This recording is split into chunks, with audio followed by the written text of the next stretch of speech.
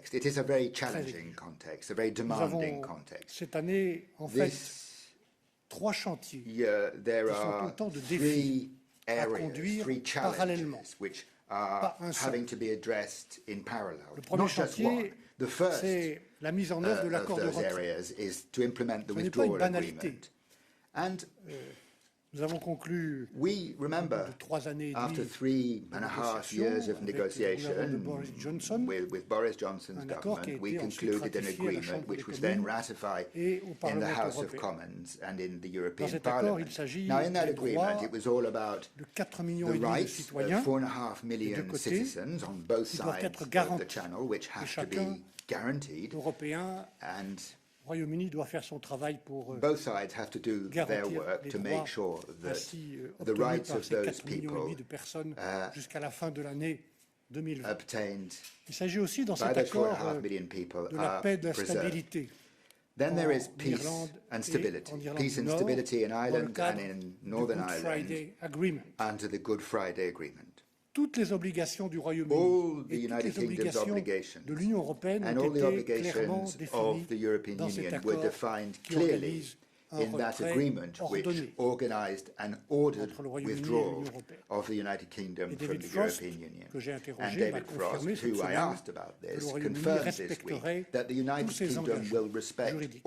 C'est en effet une condition de la confiance dont nous avons besoin maintenant pour bâtir sur de bonnes bases notre futur partenariat. S'agissant du protocole irlandais, qui est important et complexe, je le reconnais, l'heure n'est pas à la négociation. There it's not about negotiation now. It is about implementing a quite specific agreement and doing that together in a pragmatic and operational way.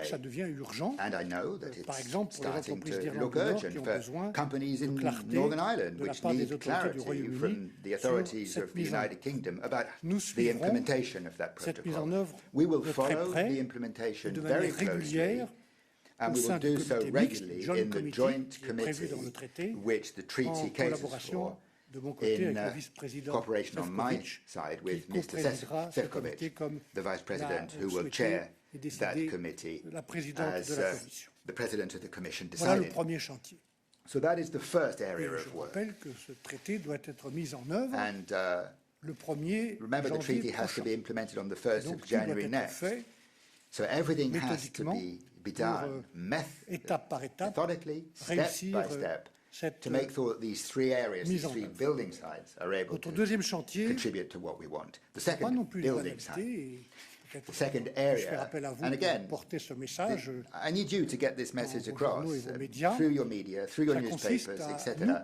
It's all about, on both sides, it's all about preparing for change, because there will be change. Whatever happens, whatever the outcome of what we are doing is, whether there's an economic agreement or not, whatever, we have to prepare for the change that will happen on the 1st of January of 2021.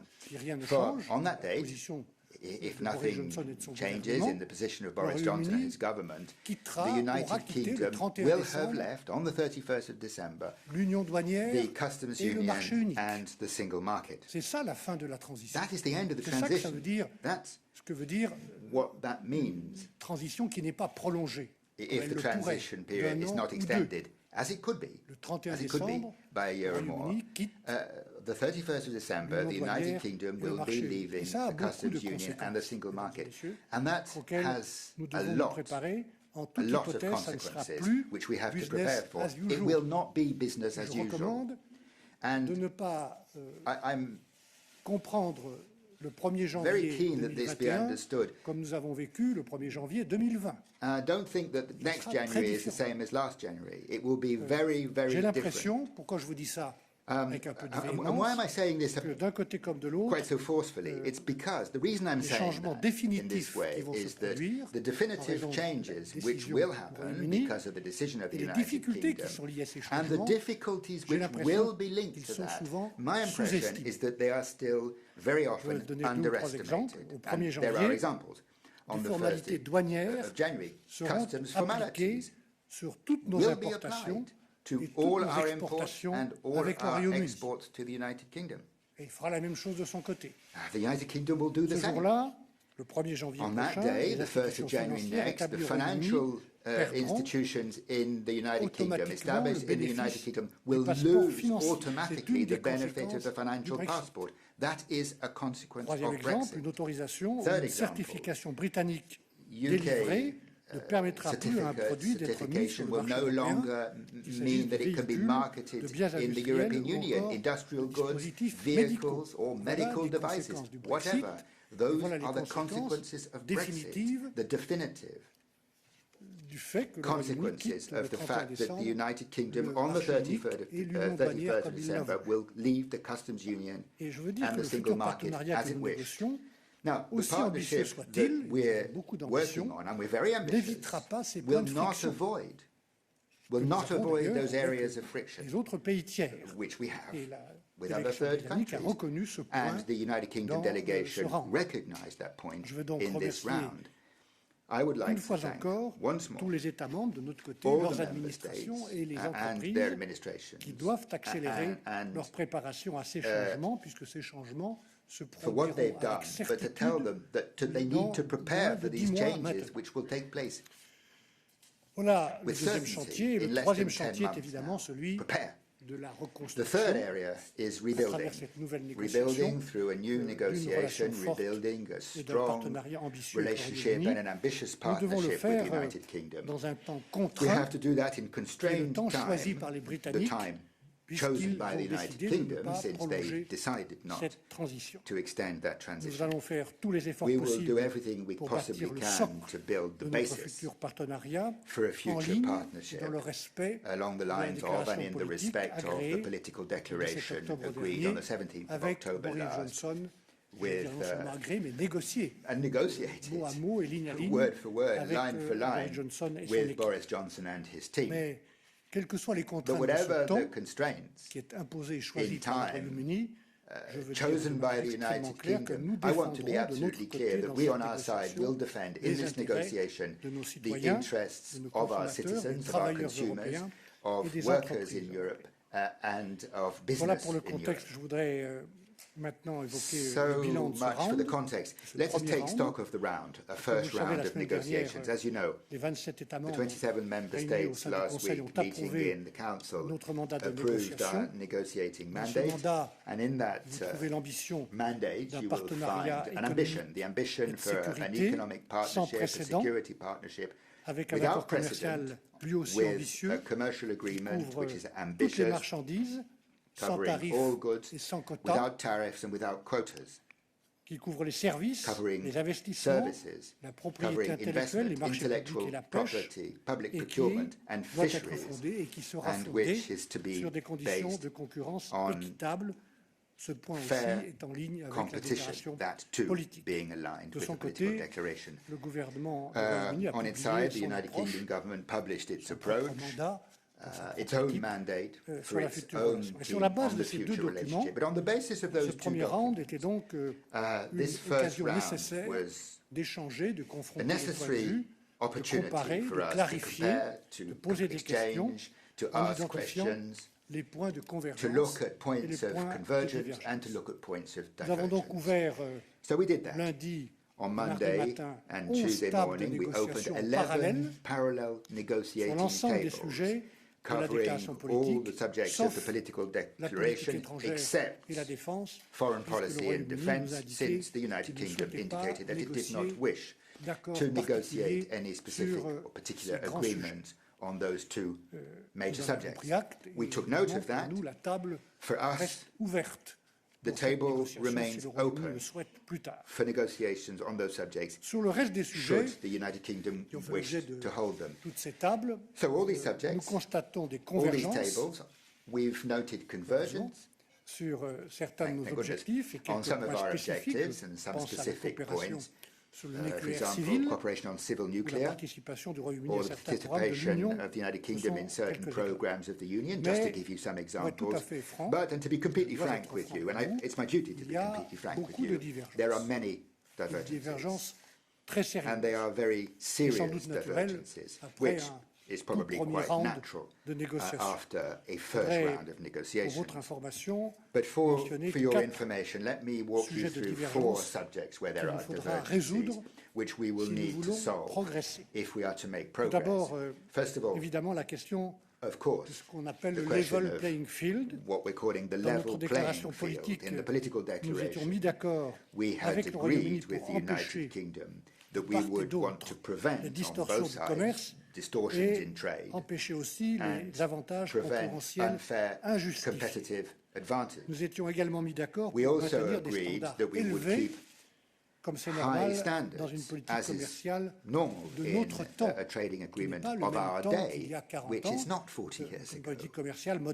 A modern, durable trade policy. In this round, however, the United Kingdom are saying that they keep the same ambitions and high standards, but there are 2 difficulties. The United Kingdom does not wish to translate those undertakings into a common agreement, and they do not want appropriate mechanisms on either side to ensure the respect of it. Whilst we agree on preserving high standards, my question is, why not commit to them formally? It's a question of trust. So that's the first point of divergence. The second point of divergence relates to criminal justice and law enforcement cooperation. We want cooperation in these areas. We want that cooperation to be commensurate with our common interests, the requirements that we have for security for the citizens across the European continent, commensurate with our geographical proximity and the shared challenge, fighting terrorism, fighting organized crime, and fighting money laundering. Ambitious cooperation in those areas requires commitments on both sides with respect to the fundamental rights of persons. Yet, the United Kingdom informs us that they do not wish to commit formally to continuing to apply the European Convention on Human Rights, nor do they wish the European Court of Justice to play its full role in interpreting European law. And when it comes to security and legal cooperation, judicial cooperation, you're talking, for example, about the exchange of personal data, sometimes very personal data, like DNA. And in that area, and this is a must-have for us, it being about the protection of the rights of European citizens, the interpretation of European law will be done, can only be done by the Court of Justice. Now, I say this is serious, I say this is grave, because if the United Kingdom's position does not move, it will have an immediate and concrete effect on the level of ambition of our cooperation, which will remain possible on the basis of international conventions, but will not be as ambitious as we wish. A third point of divergence relates to the governance of the future agreement and cross-cutting provisions, horizontal provisions. The United Kingdom wishes to have a suite of agreements, a series of sectoral arrangements on a case-by-case basis where they think it's necessary. We do not understand where we're working on all these subjects in parallel in a short period of time and in coherence. Why would we go to a whole series of specific sectoral agreements? Why not put our relationship into a global framework? And that is what we proposed through our legal basis, which would be an association agreement. And that point, ladies and gentlemen, is not a matter of ideology. It's a practical question, because overarching governance would provide an efficient agreement, it would avoid needless multiplicity of parallel structures with separate ratification procedures. It would be a durable agreement which would last in time and which would provide legal certainty to business, to consumers, to the citizens, and an ambitious agreement which would not limit our ability to dialogue and cooperate in the future if we need to meet new challenges in the future. And health crises, the current events show that we need to be ready. We always need to be ready to provide speedy response, coordinated with proper preparation. That's the third point at the time where I speak to you, the third area of divergence. The fourth is on fisheries. The United Kingdom does not want the fisheries agreement to be part of our economic agreement. It wishes to negotiate reciprocal access to British waters and European waters on an annual basis, which, and I can say this as a former fisheries minister, amongst other things, of my country, it's impracticable. There's 100 species or so. What we can do with Norway on 5 species simply isn't possible for 100 species. And it's not possible if we want to give the people involved in fisheries the predictability which they need. And I'll be very clear on this. I have a mandate anyway, but a trading agreement, a commercial agreement, an economic agreement with the UK will have to include a balanced solution for fisheries. Ladies and gentlemen, let me end in English. Our differences come as no surprise, especially after only one round of negotiations, but some are very, very difficult. However, I continue to believe that we can reach a good agreement for both sides. These past few days have been constructive. For this, I would again like to thank David Frost and his team, a team which is very professional and competent. We are all aware of the high quality of the UK civil service. We will continue in this spirit in the coming rounds. And if you allow me, I would just mention and share with you 2 possible keys for success. The number one, no going back on our commitments. Number 2, mutual respect. Let's avoid any misunderstandings. The UK has spent a lot of time this week insisting on its independence. Ladies and gentlemen, nobody contests the UK independence. Nobody. And we ask the UK to respect our own independence. Of course, the EU respects the UK's sovereignty, and just as the UK sets its own conditions for opening up its market, the EU sets its own conditions for opening its markets for goods and services. The real question is not about our reciprocal independence. The real question here is what we do with our respective independence.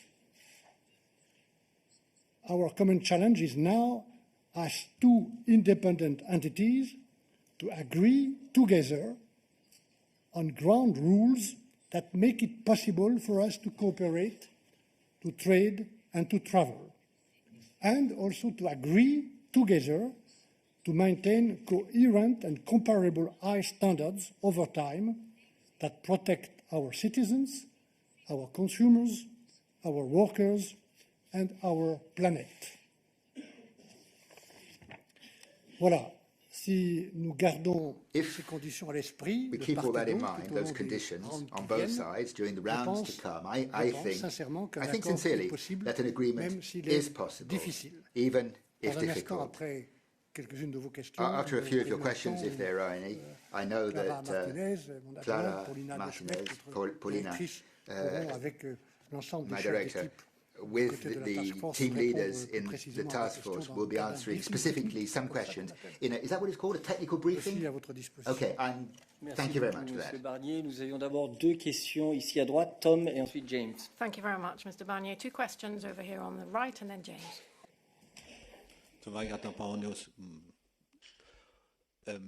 Monsieur Barnier, deux questions si vous me permettez. Mr. Barnier, D'abord, two le questions comité if I may. mixte. First of all, the Vous joint pourriez committee. nous expliquer un peu comment ça fonctionne? Could you tell us a bit more about how it'll work? Des séances prévues? Are there already sessions planned? Ou un plan de travail?